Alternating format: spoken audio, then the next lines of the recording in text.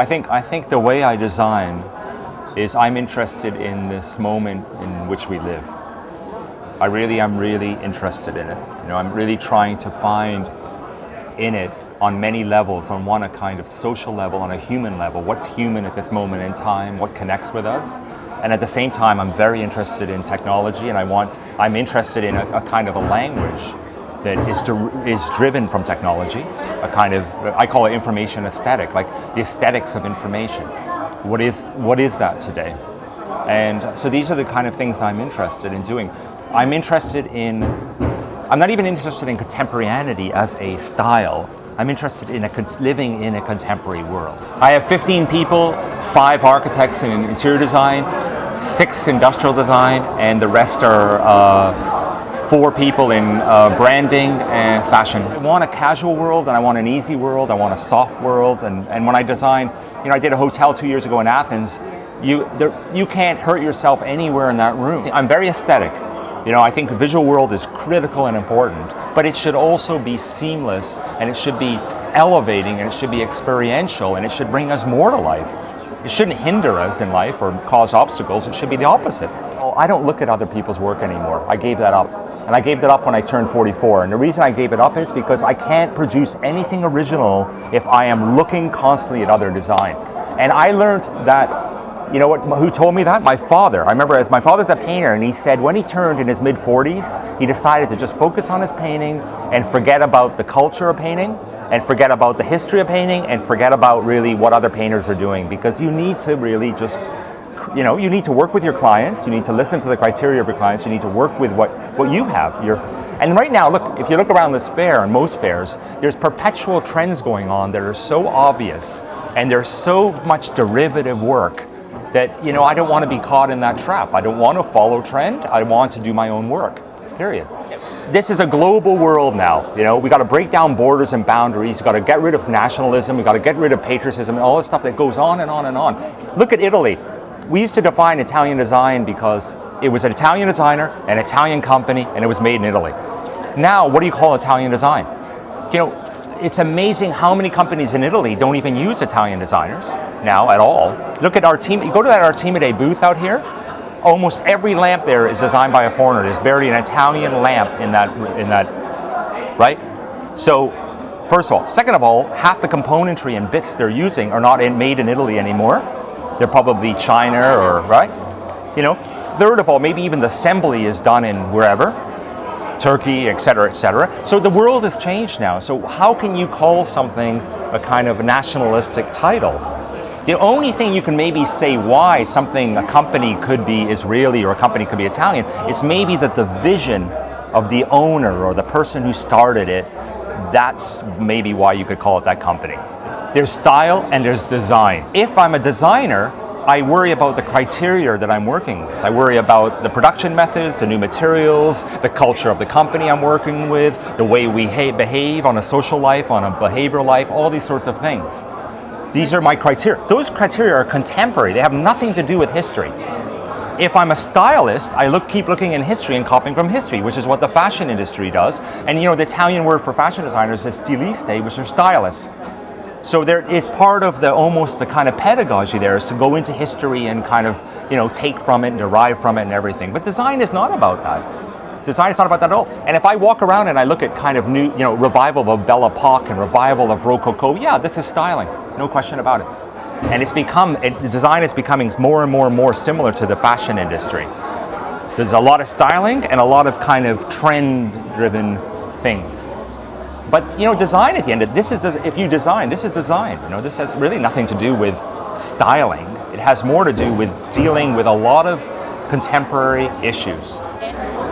And just because, what the worst part I hate about kind of what's happened in the world with design is that if an object becomes iconic and it doesn't function very well, somehow we start to believe that that's okay, and maybe we even a lot of the public start to think that design is something that's beautiful or to look at, but it's not really something to use. And I'm sorry, I am totally, what I think I'm doing? I'm going back to my roots. I worked with Black & Decker. I worked on on X-ray equipment. I did all these things in the 80s as an industrial designer, and I find myself going back to my roots of that's design, and that's what I want to do. I don't want to make, I don't know, decorative, nice stuff. There's two types of artists I find in the world. There's an artist like Rothko or somebody, and all they did was the same thing over and over and over again. Chuck Close.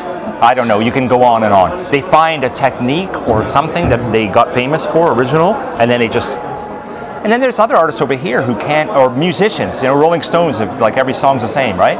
Okay, but then there's David Bowie over here or somebody, or Picasso, who decide constantly experimenting and changing and all that. It's just in my DNA, I'm born this way. I need to be over there. I need to keep doing new things. I think I would be bored to keep repeating myself. I don't repeat myself at all, I don't think. I hope not. It's just called survival. If you make one lamp with one company, you'll never survive on that. It's the reality, first of all. Second of all, if you're going to work for a company exclusively, I think the company has to build a kind of relationship with you. The days of like Charles Eames with Miller, he was on a huge retainer from Miller monthly in his office, huge retainer actually, so that he wouldn't work for others. But nobody's going to do that for you today. It doesn't work that way. The business is very different. The business is, nobody pays you anything, So you got to kind of like work with many people in order to have an office and to survive. There's a reality to them. Probably a lot of the things I personally wear I like my eyeglasses. Like I did these for a Swedish company, they're titanium. And I did them because I like big frames, and for many, many years I had always marks on my nose. So I decided, when they approached me, I said, well, if we make glasses, I make the lightest material we can find in the world, so it's titanium, but I could still have big glasses. But I realized that over time that there were things about design that started to really disturb me, especially in the 80s, when design became a completely different, it bifurcated itself from industry because it became a kind of game. Design for design's sake, and design as a poetic statement, or design as an emotional statement only, and it moved into this so-called fuzzy world of art. Postmodernism was very much about that. So I started writing a lot for design magazines, and at that time I was writing for ID, and I wrote for Metropolis, and a lot of Canadian magazines and things. And I started finding myself also, because I was teaching a lot, writing kind of theoretical kind of discourse about design too, and I realized, it occurred to me when I was teaching that there was so little available for my students, that I would have to use art theory because there was no design theory.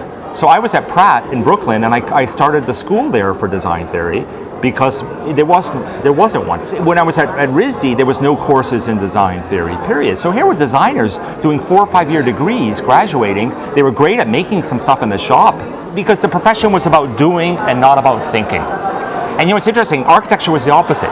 It was totally steeped in thinking and very little doing. The two professions were like that. And it's very interesting right now because they're doing this now. In fact, architecture is almost starting to become doing and no thinking. It's like starting to shift, and industrial design actually is almost possibly going the other way. But it needs theory. And you imagine you sit with a group of students, you got to start out with something, and I would try to get some books on theory, like John Thackeray and other people who would write, and every book was like immediately discontinued because there was no market for them. So I'd be Xeroxing books, to like hand out to my students to read something. It really, a profession that completely lacked theory. I think in the last 3 years, I liberated pink. Around the whole world. It's amazing what's happened with the world in pink. What I like is GQ magazine said that Karim made pink masculine. That's a good compliment. I was really happy about that.